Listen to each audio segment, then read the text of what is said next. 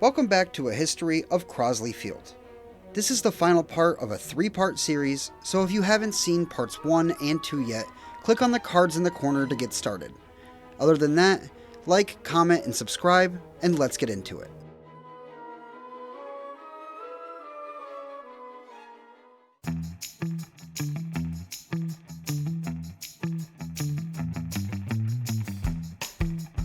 On March 28, 1961, the Cincinnati Reds family suffered the loss of their decades-long owner, Powell Crosley, who suffered cardiac arrest and died.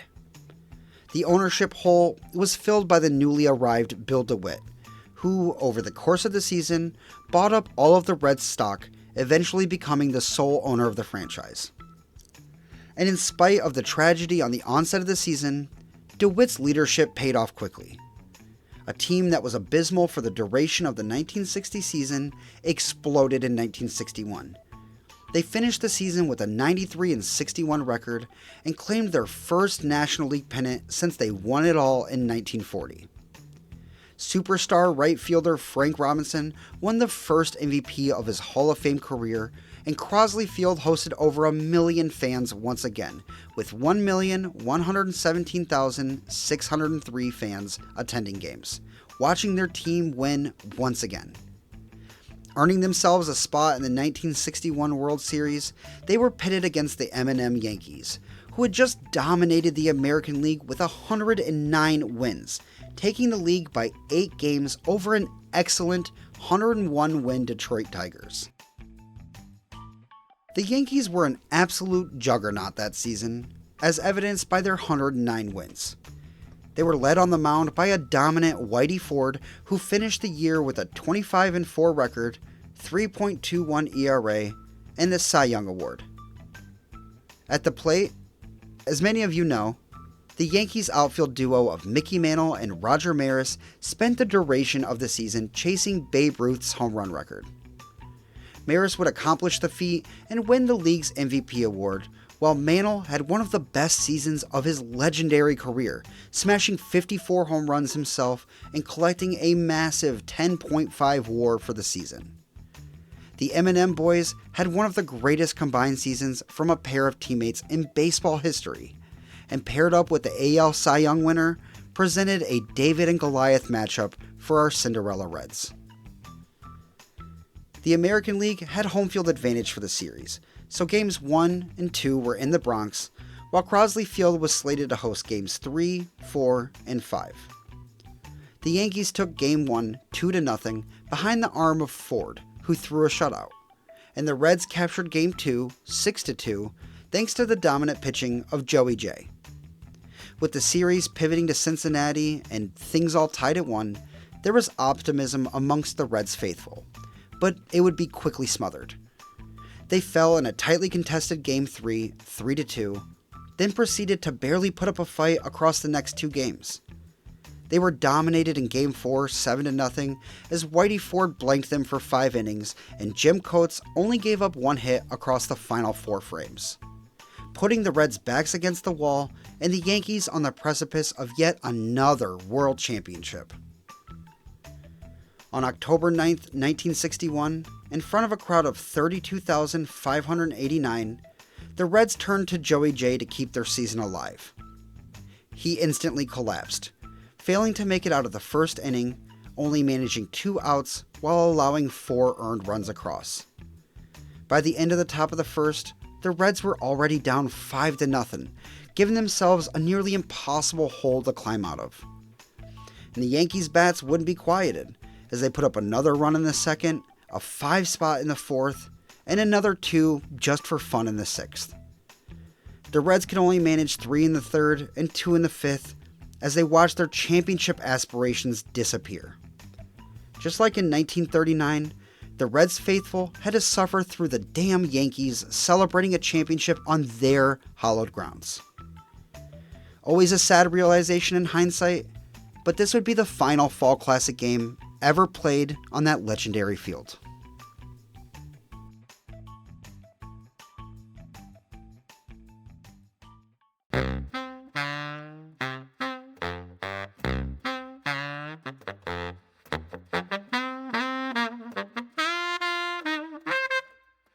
The Reds remained consistently good through the early 1960s, but they never managed to snag another pennant, finishing as close as third in 62 and second in 64.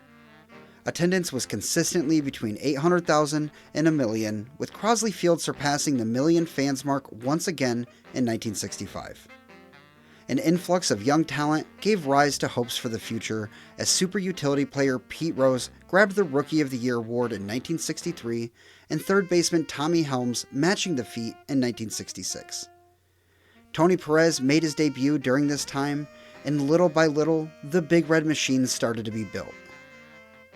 While all this excitement was built on the field, a monumental changing of the guard occurred in 1963 when head groundskeeper of 60 years, Matty Schwab, retired. His grandson, Mike Dolan, filled his shoes for the rest of Crosley Field's tenure. Matty Schwab, in my opinion, is the most prolific groundskeeper of all time. You might be wondering why he was succeeded by his grandson and not his son, and that would be because his son, Matty Jr., would go on to be the head groundskeeper at the Polo Grounds, and then at Candlestick Park once the Giants moved out west.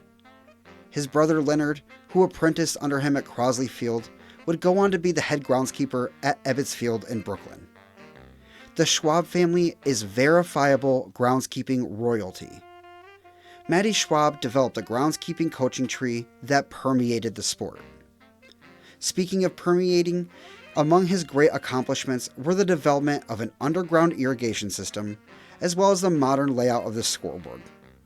He also developed the modern bases with their posts that stick into the ground.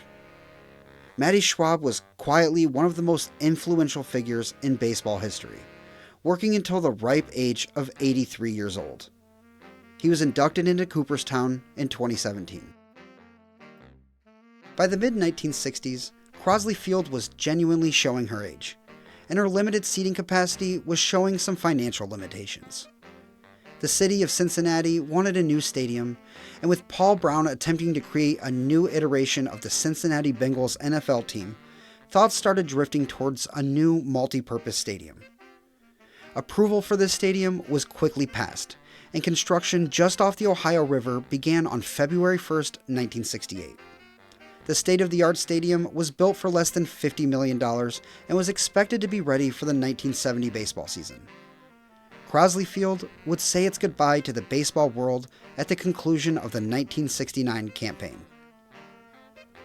The 1969 season was somber for Reds fans, but as the season moved along, it became apparent that the new ballpark wouldn't be ready in time for the 1970 season. Crosley Field would not be vacated following 1969. Rather, the abandonment was set to take place in June of 1970. As the sun began to set on the stadium's tenure as a major league venue, she offered one more baseball first for us all to enjoy. Prior to that season, saves were made an official stat, and on April 7, 1969, the Dodgers' Bill Singer pitches 3 scoreless innings against the Reds to earn the first ever official save. The Reds would go on to have a solid final full season at Crosley Field, finishing the year 89, 73-1 and in third place in the National League. In her final full season of baseball, the grand old Crosley Field hosted 987,991 fans. Extending Crosley's tenure through the middle of 1970 allowed the ballpark to play host to the actual beginnings of one of baseball's greatest dynasties, the Big Red Machine. Legendary manager Sparky Anderson took the helm of the franchise, while their lineup was anchored by young future legends in Tony Perez, Pete Rose, Dave Concepcion, and Johnny Bench. The Reds, so young that they only rostered 4 players aged 30 or older, went on to win 102 games that year and win the National League. But our journey with this team ends on June 24th, 1970. 28,027 fans filed into Crosley Field to witness nearly 3 final hours of baseball at Fenley and Western. The San Francisco Giants were in town, giving the ball to Juan Marichal, who was having a bit of an off year.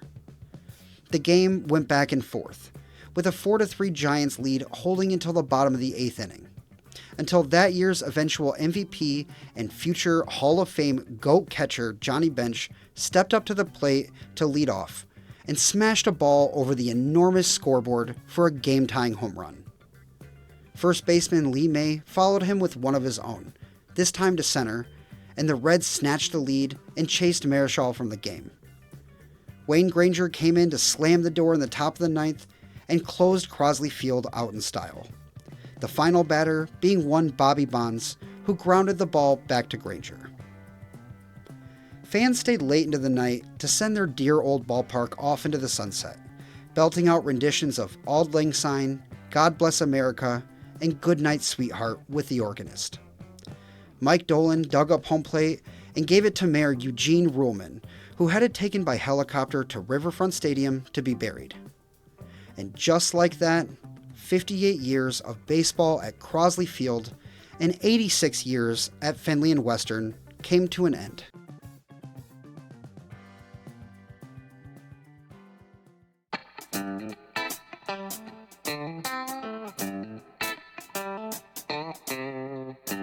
The Reds played their first game at Riverfront Stadium on June 30th and never looked back. Their new ballpark was built with AstroTurf, an aggressive shift from their tenderly cared lawn at Crosley Field. And moving to the new artificial stadium, that beautiful grass sat uncared for and wilted. And in one of the most beautiful instances of baseball poetry, Matty Schwab passed away the same year. As Lon Garber wrote in his article on the ballpark for the SABR, Matty died in 1970, the same year the grass withered and died at Crosley Field.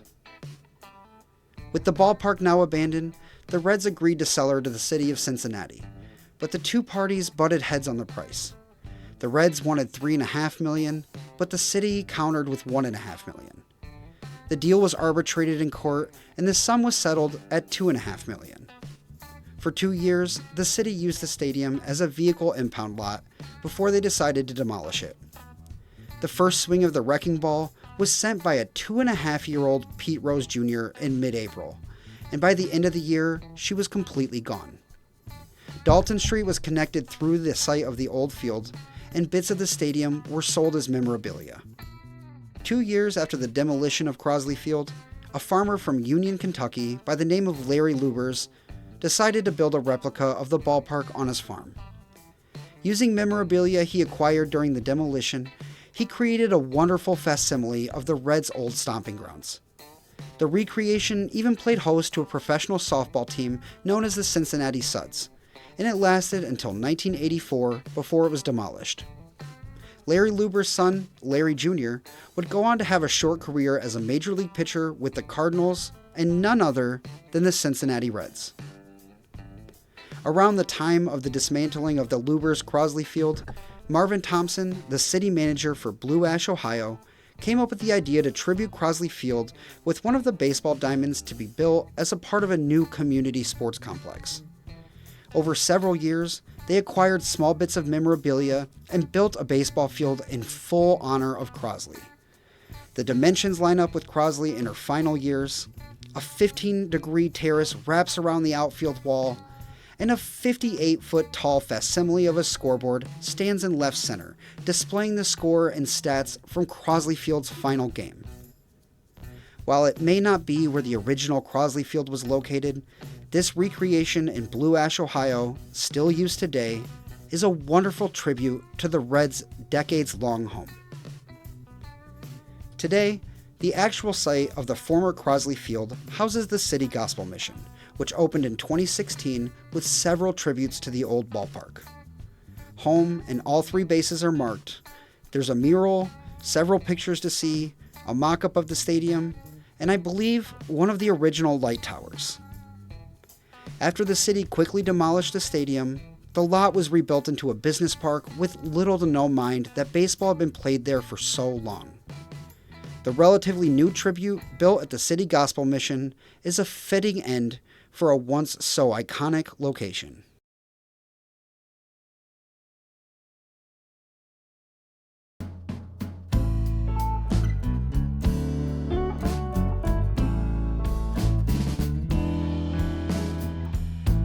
Crosley may have hosted the Reds from 1912 through 1970, but they were far from the only team to call Crosley home. From 1921 through 1945, Redland/Crosley Field allegedly hosted 4 different Negro League teams. First, the Cuban Stars in 1921, who played in the Negro National League and finished the year with a 29-40-1 record and in 7th place. More than a decade and a half later, the Cincinnati Tigers of the Negro American League played just the 1937 season, finishing in 2nd place and with a 35-19-1 record. 5 years on from that, the 1942 Cleveland-Cincinnati Buckeyes spent part of the year in Cleveland and part of the year in Cincinnati, winning the Negro American League with a record of 39-21-1. Then, 1943 saw the Cincinnati Clowns, also of the Negro American League, move in and spend 3 seasons in Cincy. They finished 6th in 43, 2nd in 42, and 5th in 45. All 4 of these Negro League teams are attributed to Redland/Crosley Field per Wikipedia, but none of my other sources can verify that claim. If anybody watching this video knows anything about where any of these ball clubs played, I'd greatly appreciate a clarification in the comments. Baseball wasn't the only major sport played at Crosley Field, as she hosted 2 different professional football franchises during her life. The first, from 1933 to 1934, were called the Cincinnati Reds. They went 3-6-1 in 1933, then lost the first 8 games of 1934, before folding for financial reasons.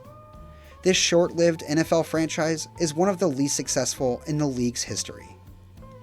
A few years later, in 1937, the first iteration of the Cincinnati Bengals moved into Crosley Field as a member of the second iteration of the American Football League. The league folded following the season, a year in which the Bengals finished with a measly 2-4-2 record.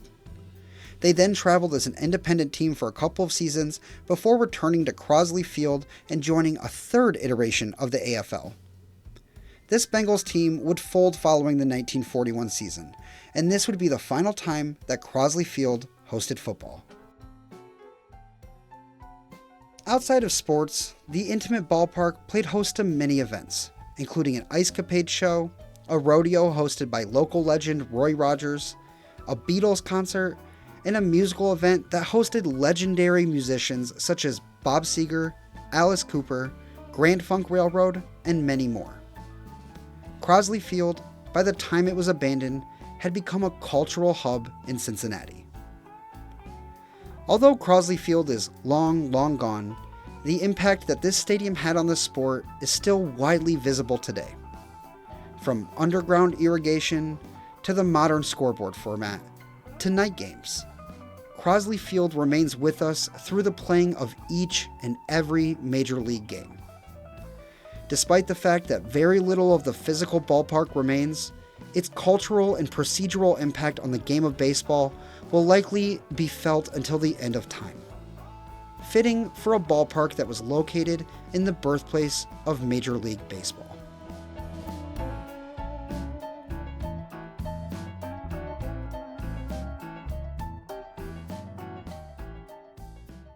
Thank you all for joining me as we explored the rich history of Crosley Field.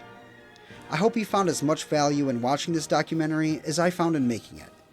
These ballparks have such profound impacts on the development of culture and history, and exploring them allows me, and hopefully you, to tap into this and feel connected to that history. Don't forget to like the video and subscribe to the channel, and check out my other works for more like this. If you're a Reds fan, drop a comment about your favorite Red of all time. If you're not a Reds fan, leave a comment anyways just to help out. If you want more ways to contribute to the Bad Baseball Fan, we have memberships available, so click the join button if you're interested. And we also have merch available, so consider buying some of that and repping your favorite baseball YouTuber. Anyways, thank you for being here, and remember, if you like baseball, like this video and subscribe for more.